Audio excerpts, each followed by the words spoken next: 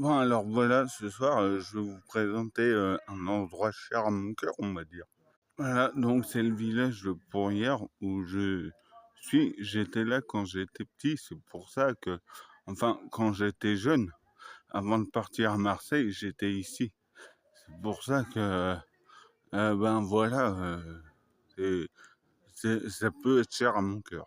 Et du coup, je vais vous parler, pour le coup d'un complot, mais vraiment, comme un gros complot puisque en fait c'est pas mon complot à moi, c'est le complot d'un milliardaire enfin.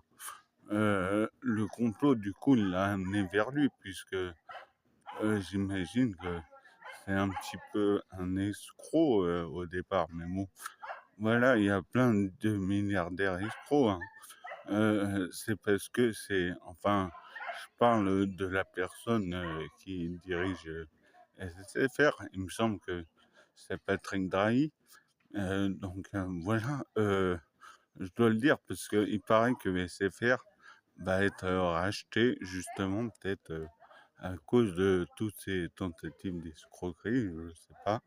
En tout cas, moi j'avais fait une enquête là-dessus et en fait je vous en parle parce que, donc aujourd'hui, aujourd'hui, que j'ai rencontré personne, enfin si, j'ai rencontré une personne dans Pourrières qui m'a dit bonjour, même 2, donc j'aurais peut-être pu les filmer, mais j'y ai pas pensé sur le coup et du coup, je vais vous parler du complot autour de SFR puisque en fait, vraiment les clients de SFR sont pris pour des abrutis. Bon, après, je ne critique pas le service SFR. Moi, j'ai jamais eu de problème avec SFR. Enfin, si, des fois, mais c'était plutôt rare.